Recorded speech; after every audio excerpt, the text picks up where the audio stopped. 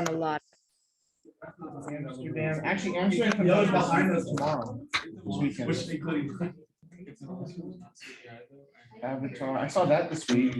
I did too. I didn't like it as much. I hadn't seen Barbara. IMAX. IMAX 3D. Yeah. Sneak peek afterwards. No. I had to get. I had to. Dumbass. I didn't realize there was a sneak peek at the end. I missed it. The one thing you go there for. You don't even see it. I didn't realize there was anything. Because I'll see when it comes out. I was in a hurry. I know, yeah. You'll see when it comes. Yeah. No, I'm definitely gonna watch It it's like if you think the first one's I've seen the trailer before. I think. the whole sneak peek that we saw. Okay, that's. The guy who did Fitzgerald. My friend was like, We're not ready. not The world's not ready. And I was like, I stand by that. Like after just We should go watch League of Super Pets. there's no more. Well, it's in theaters too. Wait, is it? Get tickets. Yeah, it's still. Where are they showing it?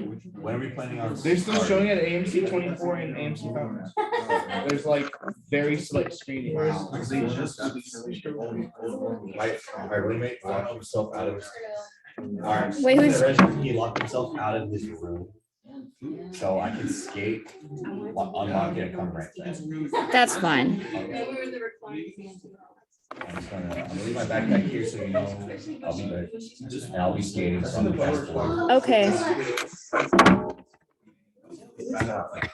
Girl, where do you watch Barbarians?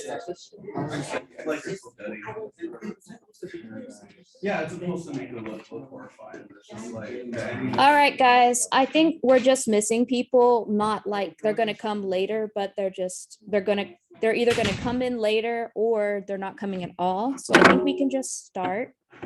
First of all, I know that everybody is being weighed down this semester. I don't know why. Maybe not everybody, but for a lot of people, this is a horrible semester, and I can't put my finger on why. But does anyone else feel like there's just a weight hanging above? Yes. Mhm. Okay, not as many as I thought. Oh, For now. you did at the beginning of the semester? For like a week ago. Yeah. So. I don't know what it is. I know that I don't have much to compare it to because a year ago was my first time teaching, and that's just hard because it was my first time teaching, and that was scary. And then in the spring, it was like, okay, well, I'm starting to get the hang of it, but I was really pumped in the spring. We were doing like Poetica. I had tons of energy. Same in the summer, we filmed Poetica. And now this fall, it's just like, for me at least, it's just like, ugh. Like it's not that it's not healthy and I'm not maturing and I'm not growing and I'm not dealing with situations that I'm dealing with situations that are difficult, but good to deal with. But nevertheless, there's just this oppressive air, at least above me. And I can see above people who I'm pretty close with. And I hope that if you haven't felt weighed down yet, that you don't catch it. Did you have your hand up, Ayush? I feel like you had your hand up. Are you feeling, is it more this semester than normal? Yeah. Mostly because of one class. Is it like a really difficult class? It's been a pain in my butt so far. Is it post-production? Oh, is it this one? You don't have to, I don't have to drag info out of you, but is it like a technical class? I'm gonna say it's different than that it was in freshman year. What year are you? I feel like when you're a freshman, everything's like exciting.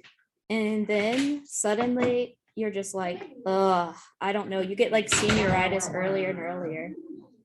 Mark Kim is present. I can't wait for Christmas. That's what's getting me through. Does everyone know what they're doing for Halloween? Oh my, nice. You know what you're dressing up as?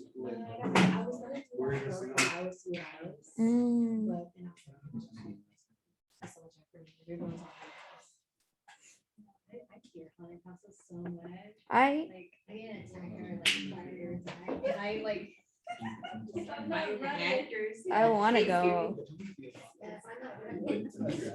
All right, guys. So I just want to say I was going to cancel this class. I was feeling like trash all week and earlier, but by the grace of God, I feel so much better right now. So thank you, Jesus. Black tar heroin, man, works miracles. But because of that, I think I feel like I announce every time before this class how tired I am. And I'm like, guys, this isn't going to be the best class. I feel like that's part of the ritual at this point. I feel like it is. Like I'm always feeling guilty. I'm like, this is not the best class. I'm not my best self. But you know what? Y'all are so amazing that I just get like lifted when I'm around you guys. So but I was thinking, we're watching a bunch of movies. We had one class where we didn't even do discussion. We just talked amongst ourselves. Then we had one where we discussed a movie. Then we had that debate class. And in a way, we are criticizing movies in a way that I think works with a lot of different film critics, because I hear y'all come in and you say, I read this review about this movie or that review about this movie, or the reviews tend to be focusing on one particular thing. And so I know that y'all are not only engaging in criticism yourselves from each other's peer group, but also from other companies, other websites that have film reviews on them. But I thought, one thing that we haven't done as much is kind of gone back in time and looked at the history of film and film reviews, which is very interesting because, as you know, it used to be like they would be in newspapers. They still are, but that would be just like you'd read something in newspaper, you get reviews. They were a lot more kind of like, I always think of them as like, Anton Ego and Ratatouille. That's kind of how I imagine old film reviewers. And in a way now, yes, we use film review websites, but it's a lot more just like everyday people now with the internet telling us basically by like majority rule why the film is good, what's it bad, whatever, what's good and bad about it, because people have a voice now. More people have more of a platform. But before, there were just like one or two critics that would be basically telling us whether to watch a film or not. And I also started thinking of especially me, this is actually something I talked to Josh about. I said, Josh, for whatever reason, I'm very sensitive this semester, and a lot of the films that may not have anything in them really are very triggering for me, because it's either dealing with mental health or sexual abuse or something like that. And when you're actually sensitive to that, you realize how much that is in all the different films. And so it's kind of been hard because I'm like, okay, do these films reflect where our culture is at right now? Because I started thinking, like, just think about why these films are getting what the normal theme is about. And I think one of the things this year, one of the common things is mental health. I'm thinking of Everything Everywhere All at Once, where it's like family relationships, but also kind of going through different worlds and kind of figuring out like the mental health stuff. Even Elvis, the way that it was very choppy and put together, felt much like it was an internal film versus external. Smile, Don't Worry, Darling. I wouldn't say 3,000 Years of Longing is necessarily mental health, but it certainly is internal in the sense of we're getting told stories and we almost get the imagination projected. And there's a lot of fragmented films. What are y'all thinking some of the common themes coming up this year are in films? I mean, I do see mental health. I don't see much hope offered in many films this year. Nothing very uplifting that I can remember. Do y'all have any ideas on what? The 2020 world right now. What do you mean by that? Do you want to elaborate? Well, 2020 was not, well, as we know, exactly a good time. A lot of bad things happened, and it felt like the world was probably going to end. Yep. That might have contributed a lot to the films we might be getting this year. That is a really good point. So I'm guessing you mean like post-pandemic and everything, and all of that stuff that happened was like a global phenomenon of, man, our world is in crisis. And what's interesting is in the 1930s, when we had the Great Depression, when we had the economic crisis, when we had we're very much between two wars. It's like what the movies that were produced were actually happy movies. That's when the musical era was. And so that's how Hollywood became like the dream factory, because it was literally producing dreams for people who had lost their dreams. And we had the star system. So I wonder why it is now we are getting a little bit more fantasy oriented, I think. I mean, we do have that choppy, like cutting style right now, and it's more fun. But why do you think the films are more cynical now as opposed to Hollywood or the industry? Like, let's make happy stuff so people can forget their problems. Any thoughts? Because I don't know. Like, why is our reaction different from how it was during the Great Depression? Okay, so we're more into being like honest and real, maybe. Maybe there's also less coming from one powerful place. It's more, we have more of a voice in film. We usually tend to probably exaggerate how bad things just a tiny bit. Or even just the fact that like criticism is coming from the internet now. Like criticism is coming from you guys now more than it used to. And even when I saw Scream this year, I think whenever that, or maybe it was last year, I don't know, whenever Scream came out, and it was basically a fan fiction type of thing based on internet conspiracies, and how even with bodies, how it's so much referential. We're talking about social media, that it felt very much like someone who wasn't from our generation was trying to copy us, and it felt weird. What's new? Old people are like, them young people are talking about gaslighting and narcissistic behavior, and they made a lot of that like a joke, like, you're a narcissist. No, you're not a narcissist, you're gaslighting me, you're invalidating me. And I'm like, I don't know how to feel about this. Like, this feels awkward.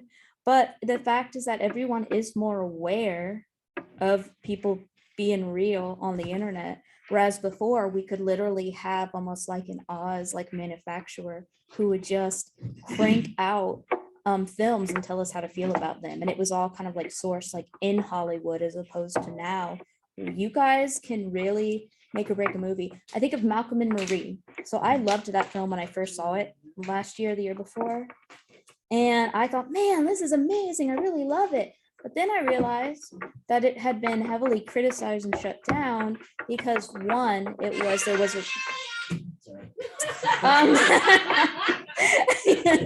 let's get it.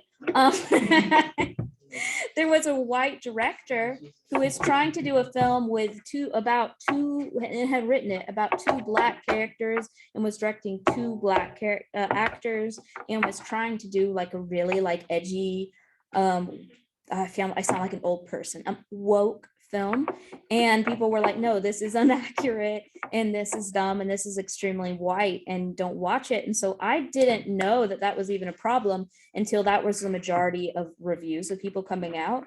So then I had to think of it differently. So again, movies are making it or breaking it based on what y'all say a little bit more than these like critics. But I am realizing there's nothing uplifting about the movies coming out right now. I can't think of an uplifting one. I think that's why I did like 3,000 Years of Longing, because it did have kind of a happy ending-ish. And Everything Everywhere All at Once, I didn't find that ending satisfying at all. Nah. No, I thought that was. disagree. You disagree with me No, I disagree. that it was uplifting? That it wasn't satisfying. You think it was satisfying? Yeah. Okay, a lot of people do, because I can see how she got her meat in a way, but I was just like, and where's my, I'm just feel like one of those rocks. Yes, Nate? I feel like also like a bit, I know that like it takes a long time to make movies, so a lot of these movies are probably like taking a while, and then they finally come out. That's just like the production of how it's coming out now. But I feel like a lot of it is also like comes down to like, even though like we did face something like really, really devastating, this, that, and the other, like the world as a whole feels like it's dying. You know what I It mean? does. With I guess like climate change and a lot of stuff like that. And I feel like it's really hard to even jump into that like good feeling movies right now, because I feel like everyone kind of focuses on like how everything's kind of coming apart. And you can't really get out of that mindset right now. It's really tough. I'm gonna be honest, I'm getting sick and tired of that mindset for movies. Like, It's tough. so what? The world's dying. I don't feel like being sad about it is gonna change anything. Well, that's true, but I do like the fact that you brought up a good point. Pre-production was probably during the pandemic. Yeah. These were probably written in 2020, filmed in 2021, and released this year. So in a way, are these more closer to pandemic films than the films that came out during the pandemic, which were kind of few because we were in a pandemic. But the world does. Okay. I think a lot of times, we brought up the internet, which is pretty accurate, where there's a sense of, I mean, there's negativity, and it actually, you could argue, negativity brings out a lot more attention Mhm. than positivity nowadays. And, I think we see a lot of people's Instagram profiles and Facebook, or I still use Facebook. But I mean, like, yeah, but like basically, like, it's a lot of just only the great moments of your life. Yeah. And I think translating that to movies sometimes can be hard because look at Marvel, like every movie ends in a very happy, satisfying, or not satisfying, but like everything works out and they try to be like campy and fun. But then now they're starting to lose their sheen because now their movies are looking less authentic because they're trying too hard to have a certain brand of like really great superhero movies where everything works out. And now they're at a point where people are getting tired of it because it's not always, it's not like, or at least their execution of it, it's not always perfect. And that happiness, hope. I was gonna say, Talk about legalized cannabis. but they're not even I doing think we it. talked Wait, hold on, wait, I couldn't hear you, say it louder. I said because I need something to hope for. And that could be, guys, okay, so we have had what has gotten a lot of people through this horrible 21st century, if I must say so myself, though I don't know any other, really, is the Marvel franchise, right? But even if you look at Marvel or superhero, it just in general, but now we're looking at the new Batman, and that's depressing as fuck too. And I'm like, why are we having, guys, I can't think you're talking so much over there. It's like you're not even shy to do that. You're just like, I'm gonna talk. Ladies. That's because look, we're two girls that used to sit very far away from each other and we're full of room with a bunch of males. So we need a. What next? You're saying, you know what? Do you know who you're talking, ma'am? Wait, hold on. Wait, guys, you know who you said that to? A female. You're talking over a female. You are trying to stifle the strongest female voice in the room right now. All right, guys. Okay, let's get back to discussion. Okay. So, so basically going back on the track of why are movies so depressing right now, what do y'all think was the most uplifting movie of 2022 so far? Top Gun Maverick. Oh, that could have been. Contender. Damn. Fine. That was fairly hopeful, but again, that one was kind of sad because it's like Tom Cruise. I don't like him. I think he's really weird looking, and I know that's very shallow. He had his teeth. But I think like, okay, that one's uplifting, but that was echoing back to earlier movies that were more uplifting, like the original Top Gun. Minions. The Rise So of Gru. Minions. Oh, okay. I think Bullet Train had more happy. Bullet Train is so happy. Let's go around and murder everyone and make fun of it. What culture are we living in? We are living in a dark culture. But I remember when I was a teenager, when Hunger Games was coming out and everything. So I mean, there's that, Raphael. So you're saying like the movies as of right now this year, there's not even a single uplifting movie out of those. It's just I like don't- depressing or like. I don't think there. I mean, I think there is hope in some of them. It's just I've been very depressed going to the movie theater. Yeah. I still want to see that. But Uh, that's what Ryan. I genuinely come up with for this are like light, almost flighty rom-coms, your Marry Me's and your The Lost Cities and Yeah. stuff like that. I'm Like, fine with the Lost City.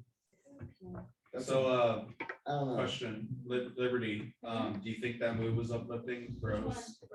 Oh. Like again, I'm biased with my experience with it, but yeah, I think so. I think it's pretty good. Okay. True. I think what I'm seeing in a lot of these films is just existential crisis, this feeling of doubt that's just sitting there, like nothing is going to turn out okay. So let's cling on to what we have. Even seeing Crimes of the Future, did y'all see that? No. Crimes of the Future is basically about a futuristic society where surgery is the new sex and people just are growing all these tumors and stuff in them. So people like It's Cronenberg, so. people are doing surgeries and stuff on their tumors and then extracting them publicly in the hope. There's just no meaning to anything. It's just like, yeah, pain is like cool and I have nothing. No, there's no pain, but it's like, it is, but it's like people want pain because that's really the only joy they can have. There's nothing in life I can feel. Life is so numb that all I want is pain and I just want to embrace it. Everything is depressing. Okay, so keep in mind, just as we go forward, what the vibe of 2022 is, because that's going to be what you're doing your video essays on at the end of the semester. You're going to say, this is the vibe of 2022 in film. These are the stylistic choices that were very common. You know, again, I think the very fast cutting, the jump cuts constantly, the knockoff Tarantino films, Bullet Train. I thought Bullet Train was a good vibe, and then I got tired of it. It's like, oh, is this Blade Runner or Tarantino? Is it just because it's action? Because it offered nothing. Wow. It offered nothing better than what it was counterfeiting. It's like, okay, I could just watch Tarantino or I could just watch Snowpiercer. Why? I don't understand why with a lot of these films. Okay, so what we're gonna do.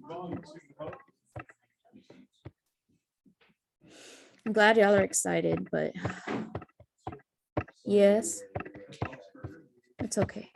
Okay, so what I want to do is at first I was going to have us read from the photoplay because that is one of the earliest film theory books from 1917. So it's around year when Caligari was published, and it was by a German psychologist.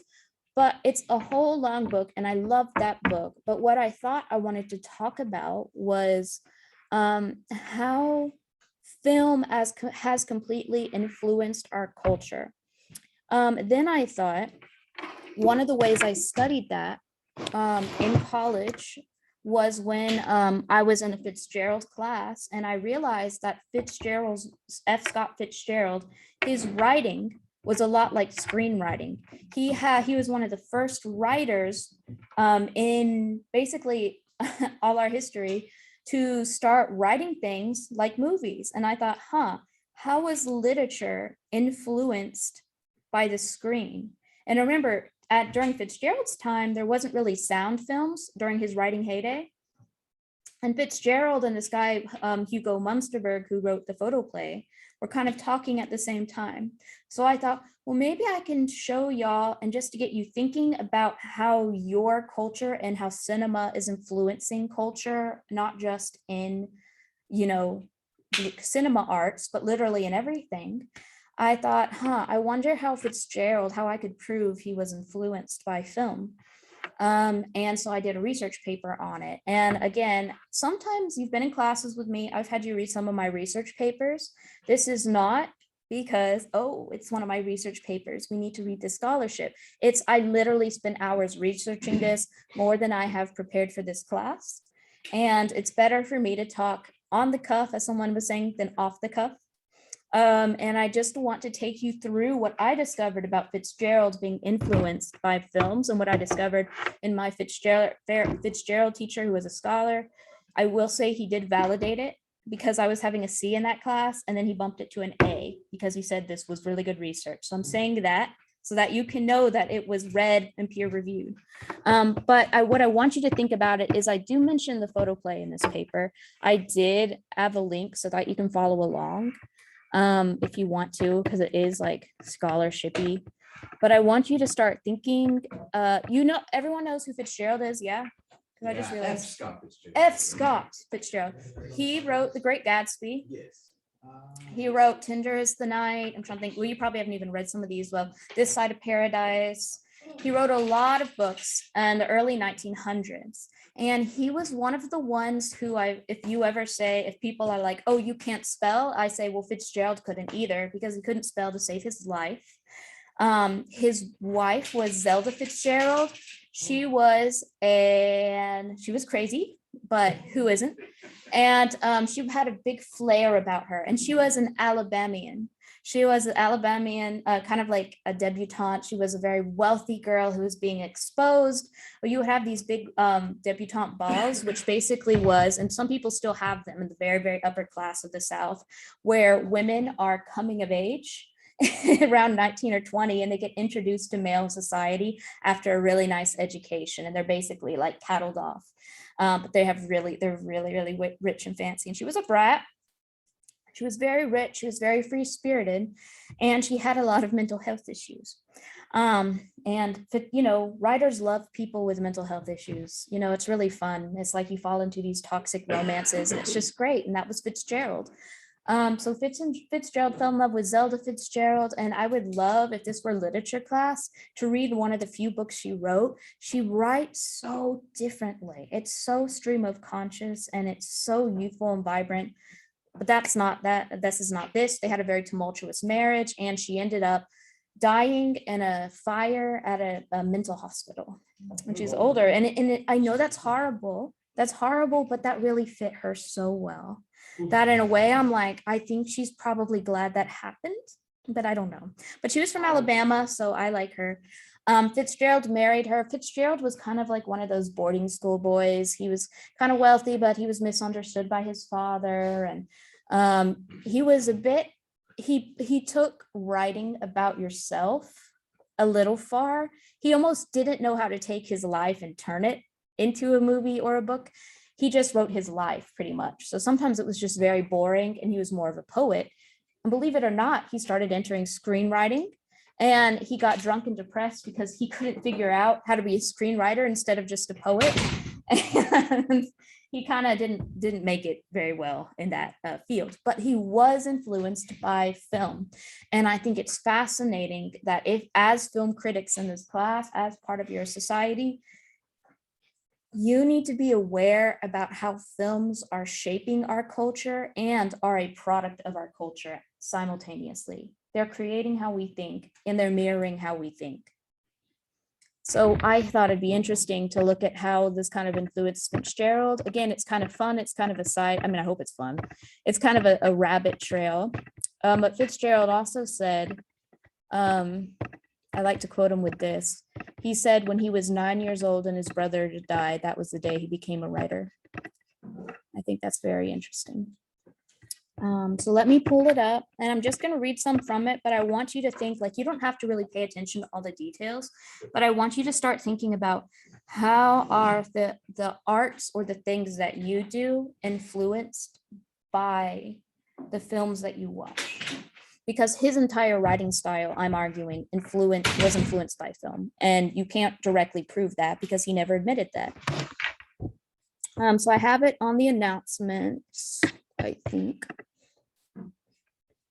For some reason, I closed the tab. Always Becoming. Probably got some misspelled words. Here's an inspiring quote from Fitzgerald.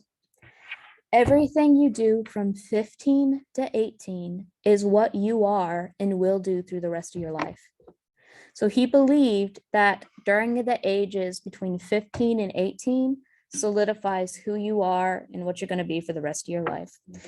Keep that in mind as we read this, and also think about the films that he probably watched around that age. Okay. So in the same year that F. Scott Fitzgerald began to work as a screenwriter for MGM in Hollywood, Barrett C. Kiesling, a publicity director for names including MGM and Cecil B. DeMille, he's the one that did a lot of the musicals. If you see the girls with like the dresses and they go back all together and it looks like one big flower, they actually reference that in Don't Worry, Darling. He was kind of known for that style. He did the Great Depression films, the musicals. He's so cool though. Oh my gosh. But he was accomplished. So he published a book titled Talking Pictures, How They Are Made and How to Appreciate Them in 1937.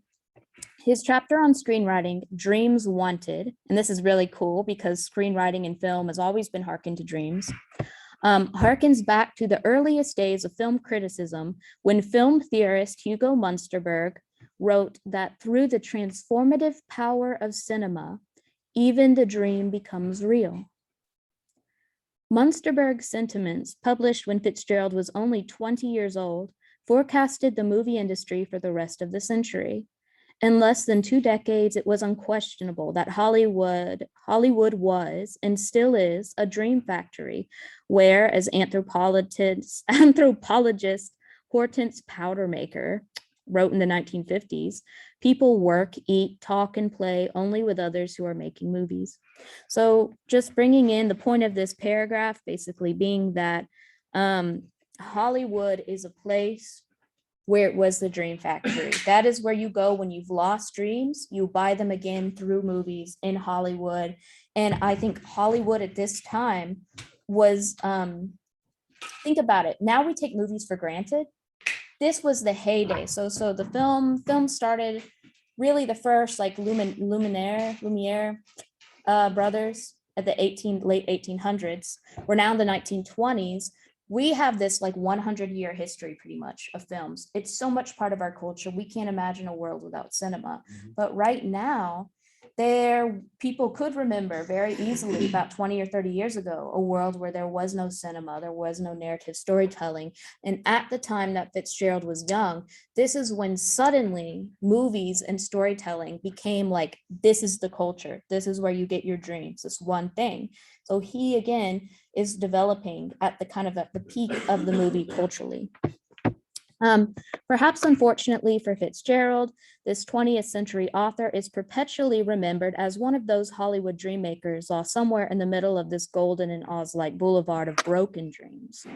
In Ellie Ward's article, Fitzgerald and the Movies, written in 1987, Ward laments that, quote, Hollywood has both helped keep F. Scott Fitzgerald alive, but it also has denigrated him.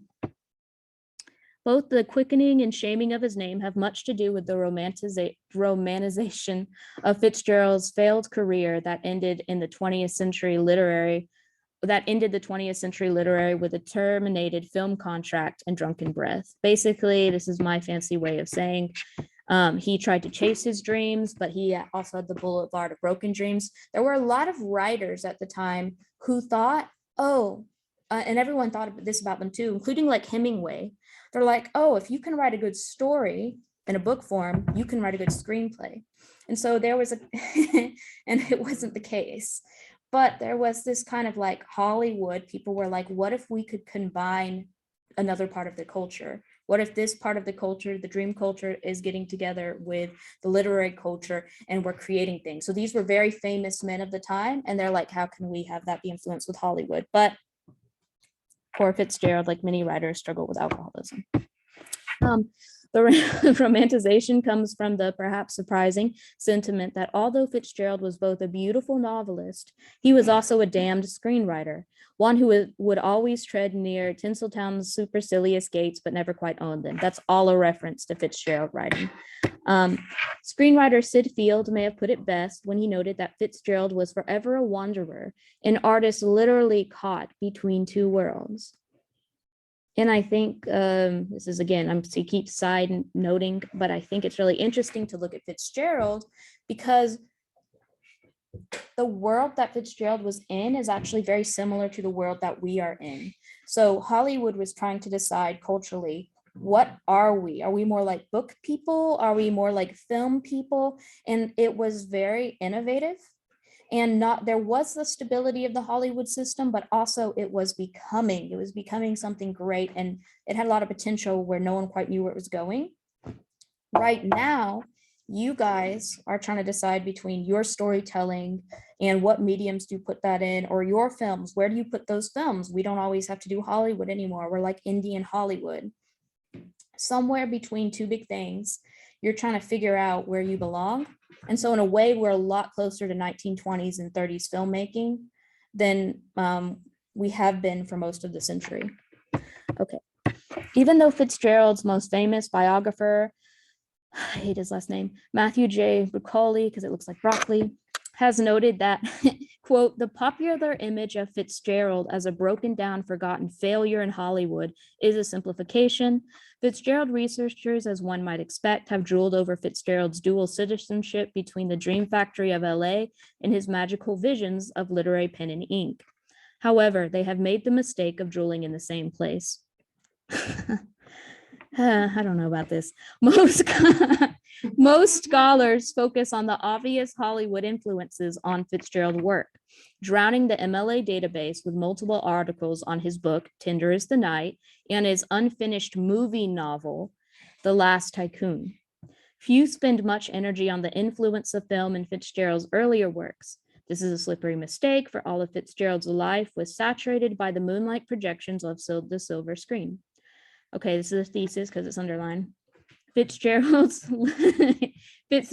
love for and influence from cinema is evident in his early life and writings, including his first published novel, This Side of Paradise. So again, what I'm arguing is that movies, without directly it being stated, influenced his writing. This is important for you guys,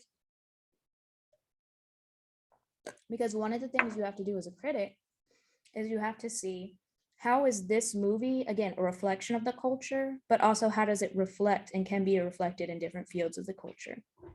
So again, even if you do research papers, you're trying to find a missing link every time you write.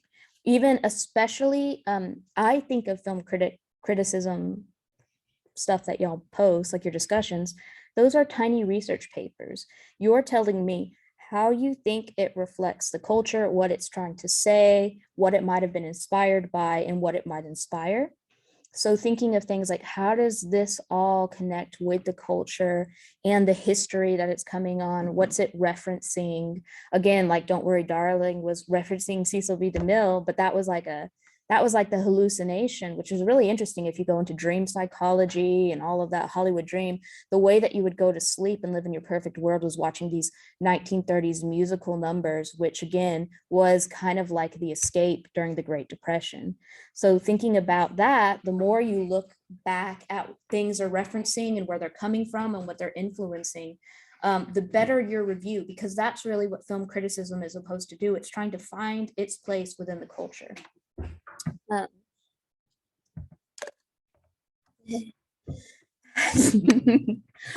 Before rewinding to the earlier portions of Fitzgerald's life, I would like to begin with a chronology of Fitzgerald's time in Hollywood, as well as introduce the articles and writings that exist on Fitzgerald in Hollywood. I believe this is important because it showcases what has been published on Fitzgerald in the movies, which is where my research for this paper began. Following this overview, I will present my own research in the following sequence. By the way, like, keep in mind, when I say I want you to list out what you're going to argue, this is what I mean, because it can be really hard to follow a research paper if you don't have an underlying thesis, and I'm going to do this in the following order. And this is, again, think about when you write your criticisms, have a thesis, this is what you're arguing, and tell me why you're going to like argue the different things, okay? First, I will look at the influence of film on Fitzgerald's culture during his adolescent years. Then I will spend some time looking at Fitzgerald's early film works as recorded in his ledger. So he kept a little ledger, a little journal. Finally, I will continue to the third part of the paper, where I will show how Fitzgerald's This Side of Paradise may have been influenced by silent films like those directed by D.W. Griffith. Do we know what someone tell me what the most famous? Birth of a Nation. And less famous, oh shit. There's this one about this girl, Broken Blossoms. It's actually on YouTube. I really like it. It's about this little girl who's like abused. Yeah, it should be on YouTube. Yeah, very, very old film. That one's really good, actually. I would watch that one again. I watched it on the treadmill one day. Okay.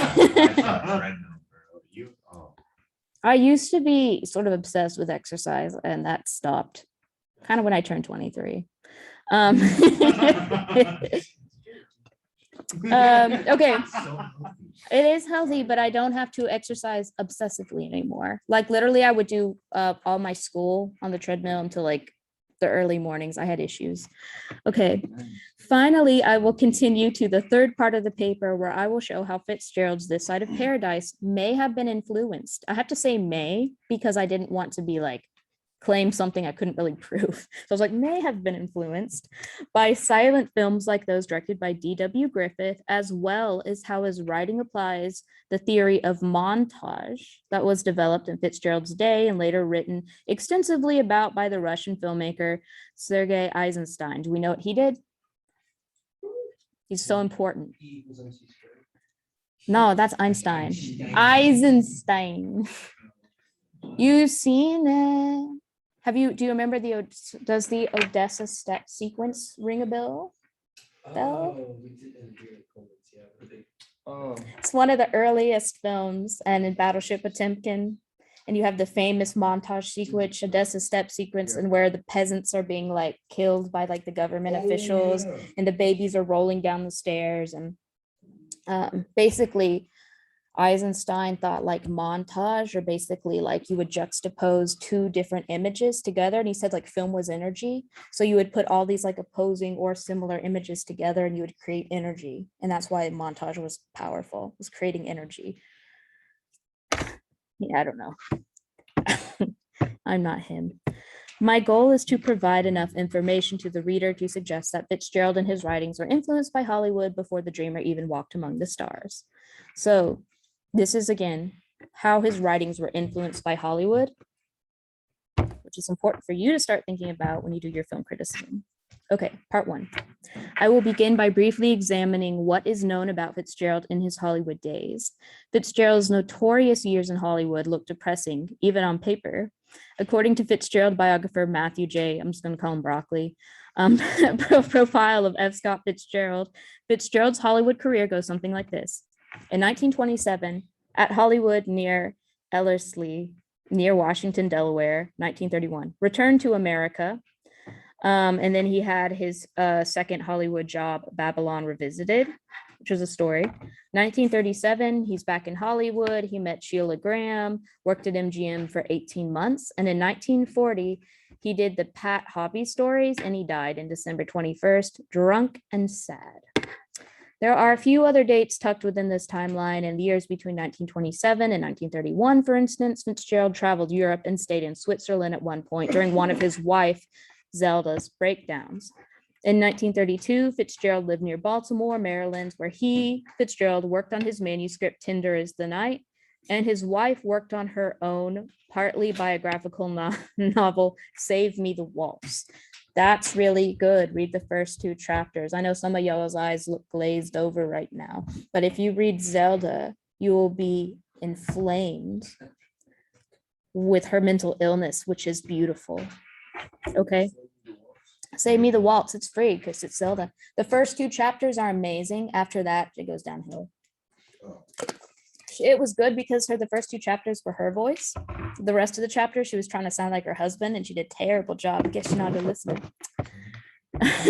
1934, Fitzgerald finally published his over 10-year draft of Tender is the Night, which, not surprisingly, included several elements of his life since Hollywood, including the psychiatric hospitals that he witnessed during Zelda's breakdowns, and of course, a young movie star inspired by his days working for motion picture studios. So one of the characters in that novel, one of his last novels, was a movie star.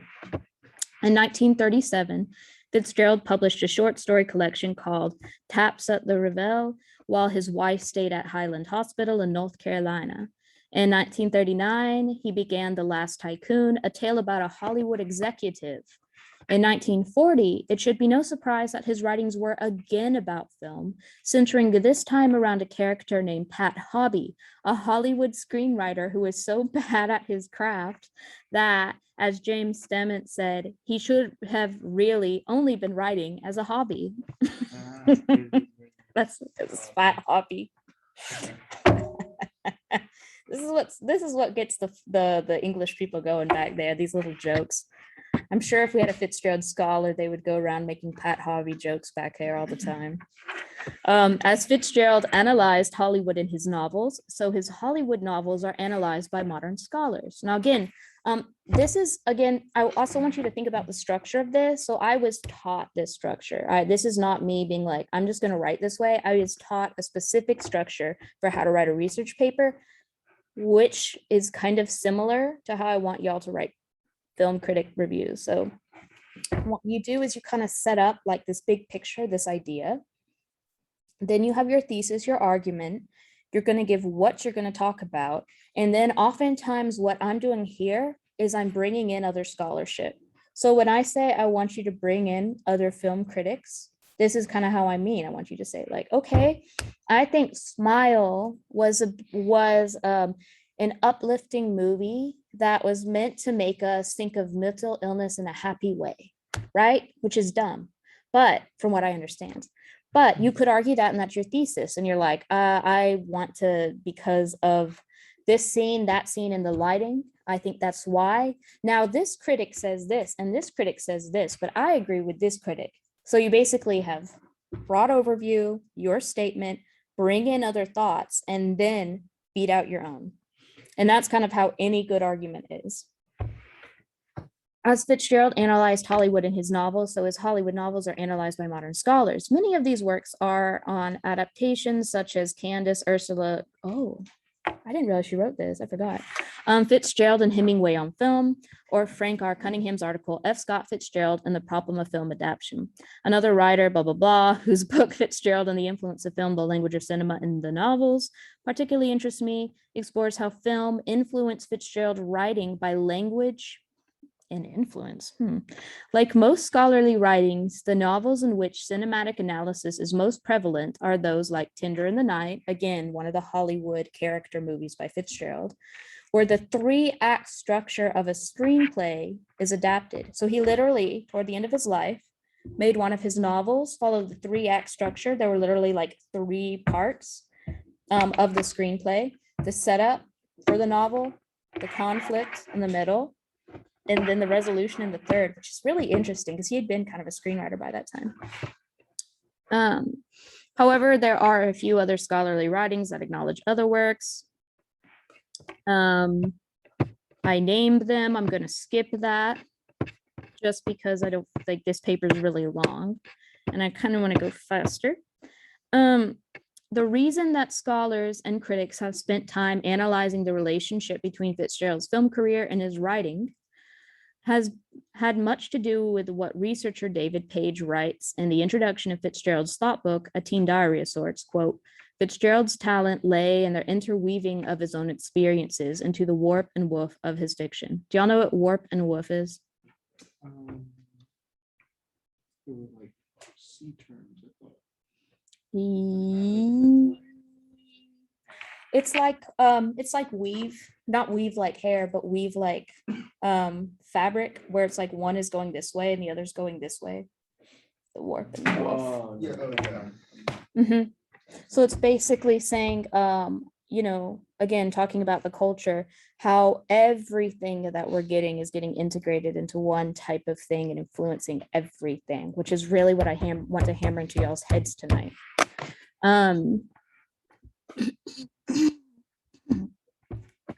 Therefore, in order to understand Fitzgerald's written craft better, scholars must investigate the writer's life that molded his works. I'm going to go to 2A. The connection between Fitzgerald's life and his writings is why no one should doubt the existence of films in Fitzgerald's earliest work, long before Hollywood failure. Fitzgerald grew up in one of the most transitional and influential times of film. And that's why I'm saying if we look at the 1920s and 30s writers and theorists on film, we're probably going to get a better hint to 2022 because we are also, once again, in a very transitional time. Born in 1896, Fitzgerald entered the world in the year when film projectors were first being manufactured. By the time he published This Side of Paradise, his first novel, in 1920, his world had turned from a few Nickelodeon parlors to a galaxy of feature-length films. Imagine, you know what the Nickelodeon parlors were like? Yeah. So you would they're called Nickelodeon because you would have a nickel, I was about to say a quarter. nickel, literally a nickel. And you would go and you would put this nickel, there'd be like almost like it would almost look like this. And you would come up in the Nickelodeon parlor, you would put your nickel here, you would look down, you would crank the wheel, and you would watch like a 5-second video. Not video, film strip would go around. Nickelodeon. Nickelodeon, yeah, that's where it came from. So Nickelodeon, the channel, got it from that. Yeah, and it was literally a nickel. So 5 cents, you could just constantly wind it and watch movies. That was before theaters. But by the time Fitzgerald was older, there were already like Birth of a Nation. So imagine going from Nickelodeon to a whole feature film. Ugh. I don't think. Well, I mean, I guess with me, we went from cassette players to smartphones and iPod Nanos and shuffles to. Are there iPods anymore? There are, I think. They're like. I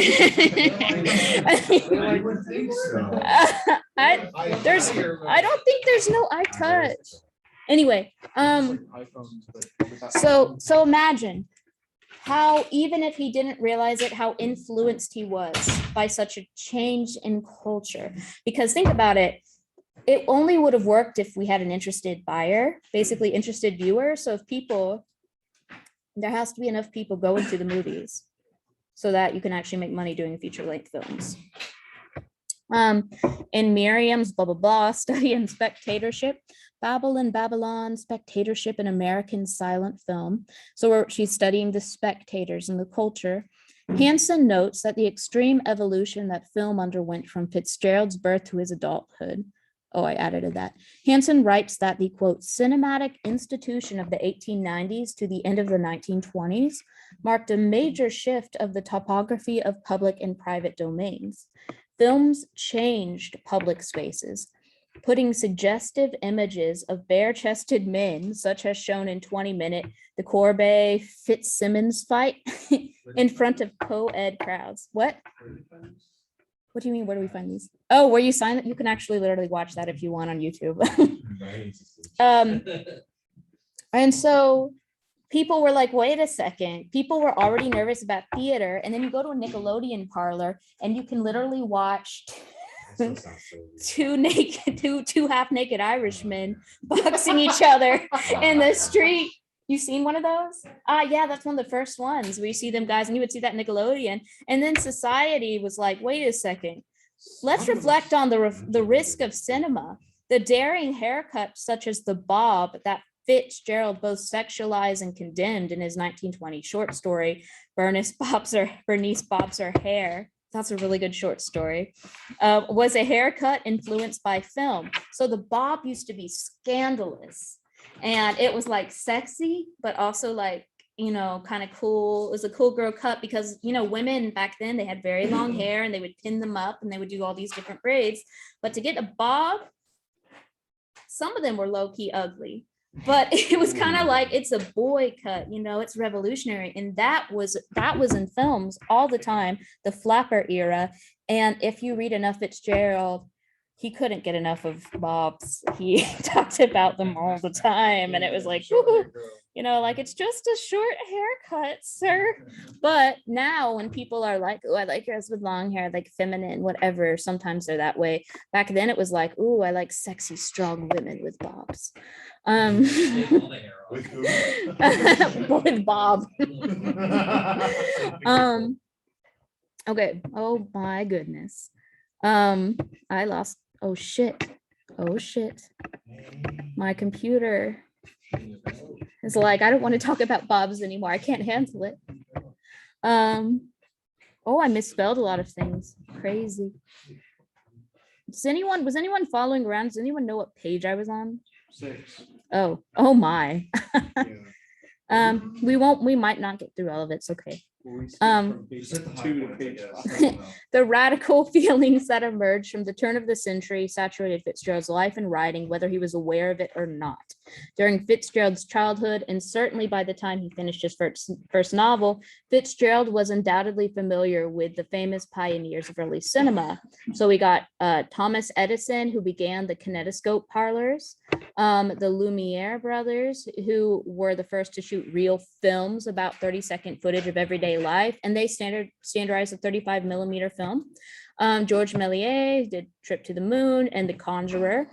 And he was talking a lot about disappearances, or showing a lot of different disappearances and transformations in the film. And when we get to the photoplay next week, we're going to talk about how film was important because of magic, according to a lot of theorists.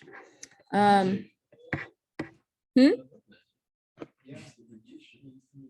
I saw that. Who was it? Matt who did the fan page?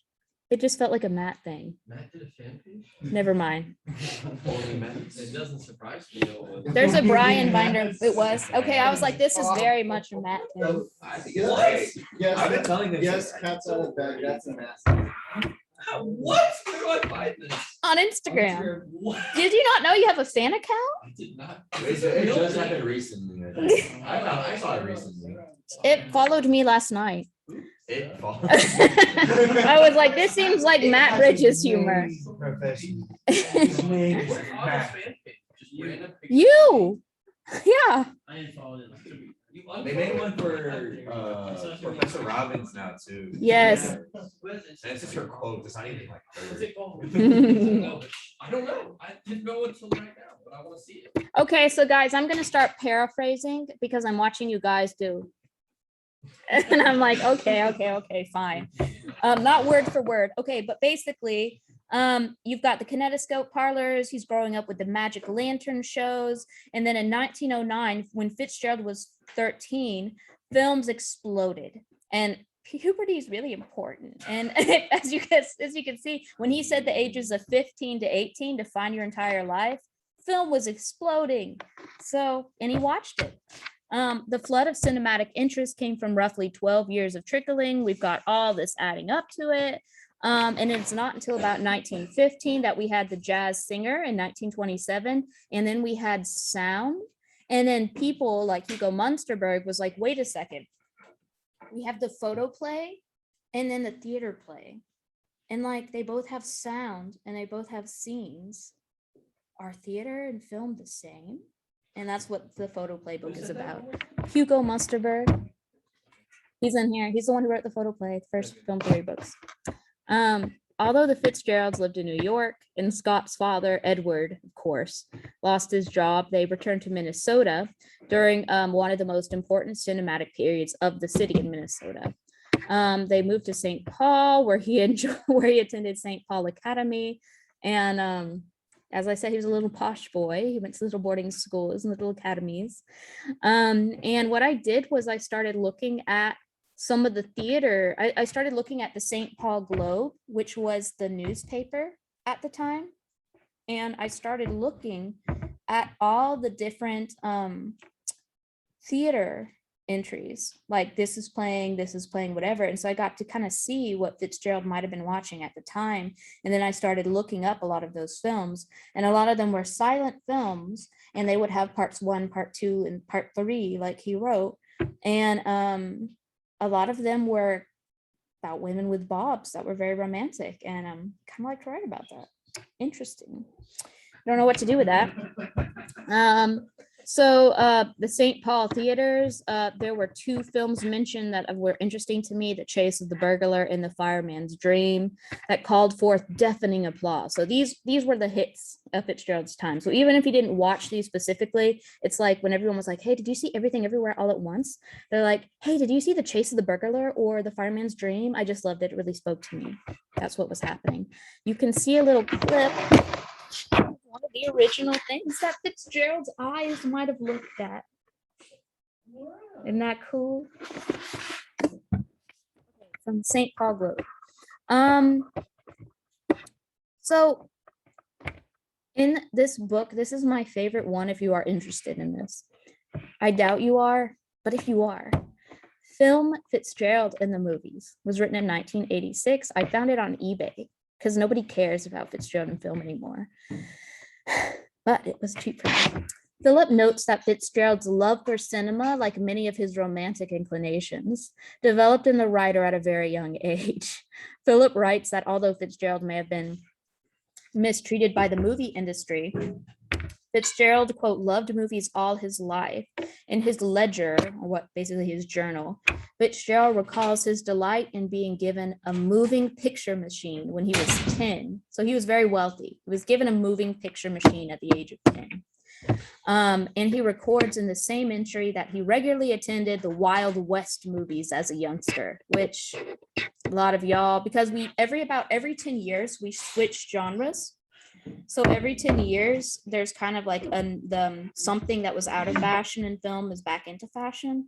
So just as like a lot of y'all's parents, or maybe some of y'all grew up watching Westerns, Fitzgerald also was in the Western era, and he was watching a lot of those. And that's kind of unfortunate in a way, because if you look back, the way that American Indians are portrayed and also played by white men, just dressed in like lipstick, literally doing war paint. And I'm just like, what is this? Poor Fitzgerald grew up with that strange phenomenon. At the age of 15, Fitzgerald enrolled in another school, and then he attended Princeton University. The newspaper records at Princeton, like the St. Paul Globe, the Daily Princetonian had a bunch of film showings, and I also put, so basically where he went to college. The most interesting one is called The Woman Between Friends, and I don't know what that means. I mean, she got it between two good men friends. It might have, maybe it's a love triangle. So basically, what I'm, he starts, again, a lot of these were black and white films with title cards. And what they were was the films themselves were pulling from books and pulling from plays, and there would often be 3 parts. And so he, whether intentionally or not, starts employing a very obvious 3-act structure in his writing. And this is, again, one of the most famous authors in American history. The most significant thing about Fitzgerald's ledger for the purposes of our discussion is that when he, not yet renowned, began to write his ledger, his eyes were on the movies. It was interesting, for each work he recorded, he filled in a cell of information about the item. So the first page in his ledger was like, this is when he wrote this book or story, and this is where it was published, stuff that he had written. But the second page of cells or columns in his ledger had specific locations for creative works. There is a cell for theatrical production of his works. There is also a cell that says movie made by close to the top. And so he was ready, we can see by his ledger, he was ready to write films. So he's like creating, this is where my short stories were published. This is when I'm writing this novel. And then he had this empty section, movies, where he was going to start movies. So even then he was thinking about film. We kind of take another detour. Fitzgerald's short story, Head and Shoulders, which reminds me of Danger Shampoo. He literally had a short story named Head and Shoulders. Served Head and Shoulders, knees and toes. It served as a template for Metro Pictures corporations. The movie was called, so his short story, Head and Shoulders, was adapted into a movie called The Chorus Girls Romance. So a singer be getting it on with a musician. And when he also sold his short story, The Camel's Back, to Warner Brothers. And out of that, Conductor 1492 was produced, but it was produced later. There's one part in This Side of Paradise, which I had to read that novel, and it's about his boyhood, right? And it's like, these are things that you do not read unless you're taking a Fitzgerald class, because they're so boring. But they're kind of funny, but it's like, this is written so badly. I just noticed the whiteboard. Jack Black Bowser. I don't know. And basically, so you get through like 30 chapters, And then in like chapter 31, suddenly we have a screenplay that he literally just wrote as a screenplay format. And then he went back to novel format. And I'm like, dude, what are you doing? He didn't know who he was and what he wanted to do, but he literally just made a whole chapter of screenplay in his novel. And then he just went back to novels. It's very odd. Yes, sir. Why was he so bad at screenplays, but he was so good at poems? Oh, okay. Well, I mean, why do you think? I'm about to. don't know. I mean, it depends because like I feel like poems limit in length. I feel like, and so like if you're only creating off of like a focus or like a thought, then you just create and then you finish it. Or, So like, you keep on going with it. The screenplays are longer. this is the well, I can tell you speaking about Fitzgerald, and I can tell you for someone who writes poetry as well. First of all, poetry is more inherently internal than external. I feel that I look up at the stars and I feel lonely or I feel loved. And it's not really telling you a story, it's giving you a bunch of images and metaphors and similes and all sorts of things to make you think of something in a new way, but it's not giving you like a story. Secondly, I've read one of Fitzgerald's screenplays, and the issue is I don't think as much the fact he was good line by line as a writer. He was terrible as a novelist. His stories were just very confusing. They just meandered and they went everywhere. And basically he should have been a poet forever. But it was even worse when he tried to do a screenplay, because it's like, where is the inciting incident? And also, how am I going to film any of these things? He's like, we're in Germany, 1942. The crisp leaves fall on the tree, making us remember the apple trees back in New York in 1920. And then it's like, boy, how are we going to show this? And then like there's dialogue that goes nowhere. It's like, what are you thinking you're going to wear today, Pat? I don't know. I think I might try the bob haircut with this new dress and stockings. Oh, okay, I think I'll wear blah, blah, blah. And I'm like, what? There's what? So I think part of it was, when you write a screenplay, you have to know how to structure a story. Even if you change the structure a little bit, you have to know how it is normally structured. He did not know how to do that, even in his novels. He just knew how to write beautiful lines. And sometimes, like in The Great Gatsby, it would be more like, it would work. But that was really his best book, because the other ones are just a bunch of thoughts basically put together. Why do you think that was his best book? Because he actually somehow formatted structure, and I think because he had more of a purpose when he wrote Great Gatsby. He was thinking a lot about the whys of his life, like why this, why did that happen, blah blah blah. And in the other ones, he was clearly very depressed and lost and no ground, and he wasn't really looking deep inside of himself and finding a why for the story, and so it was just flighty and meaningless. It's sad. It's really sad. And he basically only knew how to write autobiography. So there was something in The Great Gatsby, and I think him being kind of like Gatsby, who is like, I'm this great mysterious person, but it's one big metaphor because he's a poet, really. But the other stuff is basically like This Side of Paradise. He's talking about his friend named like Froggy Parker, literally Froggy Parker.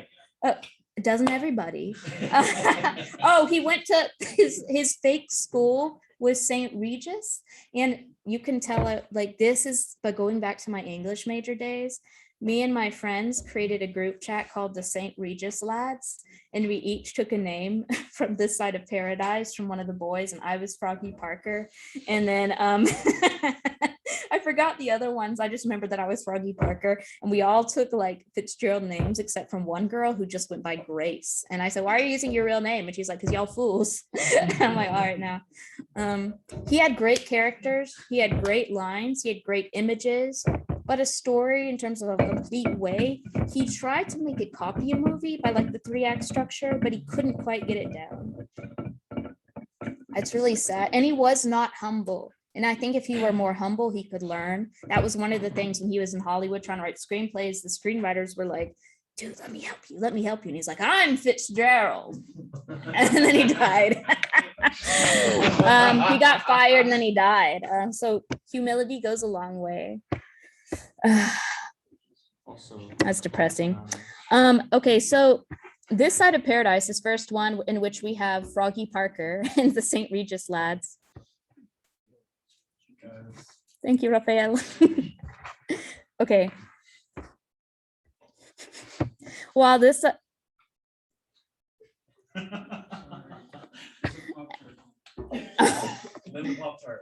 y'all should learn to sign. While This Side of Paradise may not seem apparently cinematographic, huh? But it's not underlined anyway. Let me see, blah blah blah. We had that. Already talked about the screenplay thing. Oh, he also did subheadings. So one thing about Fitzgerald, which again, think about how books now, because modern books now drive me crazy because they do this, and I think it's because of film. Throughout This Side of Paradise, he would have almost like title cards above every novel scene. One of them being like a little interlude or still alcoholic. It's one of the titles. It literally in all caps, still alcoholic. And then one was The End of Summer, in which he has an affair with some girl who has a bob. There were a lot of girls with short hair in his novels. Interestingly, I don't think Zelda did have a bob, so it's kind of, but he didn't meet Zelda yet, I don't think. Oh, he did though. She told him no. She told him Bob. He's like, fine, then I will write my dream woman. But this where like, as a screenwriter, I'm like, oh, that's like a title card. But as someone of the time where there were title cards, it literally was like a title card, because a title card now is like, I write add title card. I have title card here, and then when I'm in Premiere, I do add legacy title card, and I add that. That's referring back to the original title cards, where you would have things like still alcoholic, or a little interlude, or ha ha Hortense, which I don't remember what that meant, but you would kind of have a narrative going along with the title cards. And the title cards, which were interesting, they didn't, if you look back at these old movies, they weren't just telling you what was happening. They weren't just telling you what was happening, they were also making like little ironic jokes. So if you watch these movies again, you might see something like still alcoholic, or meanwhile by the silly train, or oh no, not again. It's almost like the title cards were a narrator, like a commentary. And that's kind of how he would do them in all caps too, because they were often in all caps. And he had that throughout his book. So even from the very beginning of his writing, he was inspired by film, which again may seem like nothing, because we're like, yeah, who isn't inspired by film? But again, sometimes it's hard to see reflective of culture. When I read these, I hate it. There's books now where I feel like authors don't know how to write. They write chapter 1, Ben, and then they're copying Faulkner basically. When Faulkner was copying cinema, where it's like, Ben, this is all Ben's point of view. And then chapter 2, Elisa, this is Elisa's point of view. Chapter 3, Ned, this is Ned's point of view. And everything's in first person written from different point of views. And I'm just getting like scenes. What? I was gonna say, yeah. Percy Jackson. Oh, I never read Percy Jackson, but I reckon so. He did it with Percy Jackson. I did it with the Egyptian one. Oh yeah, no, he did it with that whole series. So people kind of have fallen into using that, as I think they're inspired by film, but it drives me crazy because you can't just tell multiple stories. You need to tell one story, but where that kind of writing was really until films were out, when you had that blocky, different perspective type of writing. Okay. Well, they kind of do, like say with Moonlight or something. Well, oh yeah, you also have different POVs in film as well, like especially like with moving camera, whose head are we in, things like that. But basically, let me see if I can get to somewhere else in this. Fitzgerald was awestruck in the presence of actors whose faces he recognized from Birth of a Nation. So he was a big fanboy of Birth of a Nation. It's possible that he gave Fitzgerald wrote an unidentified movie scenario that may have been submitted to D.W. Griffith. And it actually happens where he started writing title cards for movies that are now destroyed. So I can't tell his writing style because the movies he wrote the title cards for are gone. They were not saved. And so he was getting kind of this idea of mixing literary formula with movie formula, but we can't see what he actually wrote for the title cards because the movies are gone. But here's an example of what I'm saying about the narration of the title cards. This is in like, say, Broken Blossoms or something, I think. And you can see how the title card is basically kind of like a narrator that's kind of giving their own commentary. The title card is literally, but not quite enough tinfoil. So it's almost like the title cards had their own voice. It wasn't just like a super like May 1900. It's like, oh, is there enough tinfoil? Ah, not quite enough. So it's like this other voice. And you can also see that with, I'm trying to think of a movie that's very choppy that reference. Oh, maybe Wes Anderson. I feel like Wes Anderson sometimes plays a lot with like, you know, narration and different like text and thought on the screen and just different stuff like that where they're actually making kind of like a narrator out of a style or a format.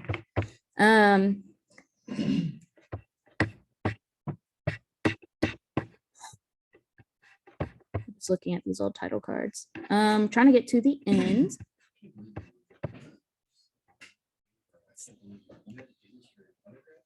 Yeah, I had a very intense undergrad. We had to write like 20-page papers every semester for multiple classes. And you had to do, okay, so this is what I'm saying. Like, I feel like HB is easy on y'all. You got to learn how to write. That's true. As a professor. Oh, here's what it is. His movie was called The Three Comrades, and it was, he also was really into cuts, and maybe he would have liked Terrence Malick. I think he would have. But he had like 6 pages of rapid cuts. So basically, when I tell y'all don't do this, this is what Fitzgerald did. Cut two, cut two, cut two, cut two for every scene. So some people are like very Fitzgerald in this class. Call yourself out. And he was literally like going, he was playing with the idea of montage and images that don't quite go with each other, but also create energy when you put them together. And you just cut to, cut to, cut to, cut to. So either it was really long or it's just a bunch of cut tos that really had no inspiration. Nothing it was trying to say, it was just poetic. So he struggled. But the way he wrote This Side of Paradise, he did a lot like a montage and a movie, which is a juxtaposition of unrelated sequences. So he's like, if you put all these different scenes and sequences together, you're creating energy in a story. So again, kind of like a Terrence Malick movie where you're like, wait, dinosaurs? And then you're like, oh, I can see it. The whole idea is you're trying to, with intellectual montage, make connections where there may not be naturally. Trying to get to the end. Tree of Life. It's like, yeah, it's like suddenly just dinosaurs. Yeah. And it's all great. The first act of Oh, hey, that's a pitch for my next media and careers class. You know what's going to be? From script to screen, we're going to actually do table reads of famous scripts and then watch the movies. And one of them I think should be Tree of Life, which is basically just long poetry. And I'm kind of mad at it, but in love with it at the same time. The script is not a script, and yet it is. And I'm just like, I'm like, it's brilliant, but it's terrible, but it's brilliant. Speaking of Schofield, do you know when they're gonna like announce like the similar classes for next semester? Well, they've been in touch with me asking me to send paragraphs so that about my classes that I didn't even know I was teaching, so that we can like, it's going to be before everyone gets advised, because that way you'll know what classes you're supposed to take. Which I don't know. I haven't gotten advising training yet, and that's just because I was sick, and so I'll find out more. What? I'm trying to figure if this quote is me or if it's them. Well, Zelda, we're not in the nut house anymore. I think it's me. Oh, wait, let me see. I suppose having watched too many MGM films themselves, these scholars imagine that Fitzgerald randomly appeared in Hollywood in an apartment detached during a tornado, plunked down in the middle of Tinseltown Road and said, well, Zelda, we're not in the, yeah, that's me. Okay. I was like, brilliant, but terrible. Brilliant, but terrible. Okay. Although few, okay.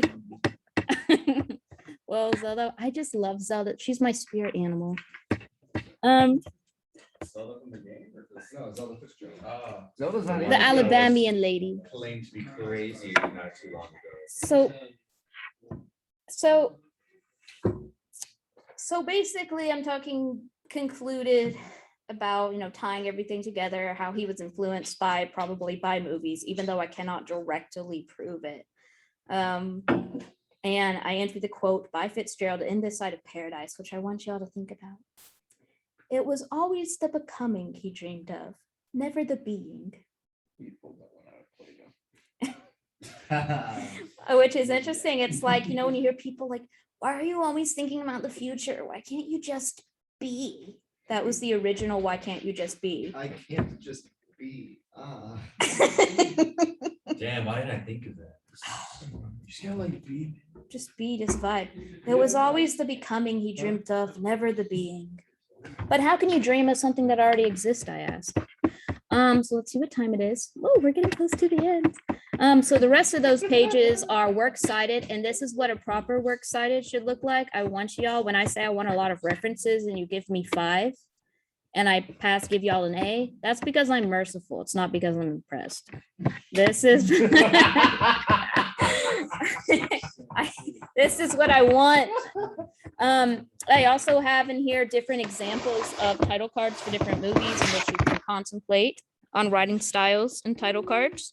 And also something to think about is very important, very, very important. Film critics are usually brilliant. And I hate to say this, but they usually are. They're often English majors. They often went to Yale or wherever. And they're people who like to think and compare. And so when you guys write your criticism, think and compare. Think about what novel thing you can literally apply it to. Oh, this reminds me of the idea established in the first book of Harry Potter, in which J.K. Rowling indicates that being an orphan is worse than not being one. Think about the other think about the other text, because movies are a text. Literally, they're called a text. If you read, there's English scholarship, which is like all the critics that I pulled from. And then there's film scholarship, and film scholarship includes film reviews by people that you look up to in this area, and also Rotten Tomatoes, Letterboxd. So it's very, very important that even though this is a research paper for an English class that I did, think about your reviews in this way, but simplify them. Think about what critics can I pull from, what text can I compare this to? How can I basically make a point that nobody has made before and yet needs to be made? Basically, if other people are talking about it, you have to justify why your review is different. And that's why I haven't really been reading all your reviews yet, but I have noticed you haven't been including a lot of critics in most of them. And I need y'all to do that. Start thinking about how can you play in this bigger cultural conversation. And the same thing that applies to any type of writing applies to the review. So what? So that's your favorite. Do you want to explain the so what and what I might mean by that? And reviews? Just in general, specifically, doesn't matter. So what is just why should you care about whatever the writing is? Talk about, I said it all the time in workshops as people would bring in stuff that would be about anything really, but no one cared because the characters weren't developed, because there's no conflict, because certain things, because it could be a myriad of different reasons for almost anything. But if no one cares, or if no one is invested, no one's emotionally tied to, there's no connection, there's no essence, there's no depth to whatever it is that you're writing, no one will care. And it is important that whatever you're writing, you have people care because you're making it for other people. Mm-hmm. So I think in terms of this, you just slander a bunch of people and, or if you just don't have proof. If you don't have-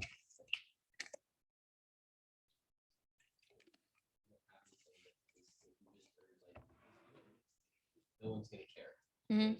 Because they're gonna make their own decisions. They wanna know it was good because this, and this. And then, because it also gives them something to disagree with, and then they can yell back at you, and then you can yell back at them. Yeah, and one of the important things is to pull from other critics too, because you're also saying what you're basically doing when you pull from other critics, even if it's someone you don't know on Rotten Tomatoes. It's like you're saying other people are talking about this, and therefore something that I agree or disagree with is being talked about, and that's why I need to tell you something else. I want you to always have a thesis in your reviews. I want you to have a claim. I think the one I've tried to set examples with that with the few reviews I've done on Letterboxd, because I'm like, well, I need to set the example in some ways. And I don't know if I did it well, but I'm pretty sure I quoted critics in each one, even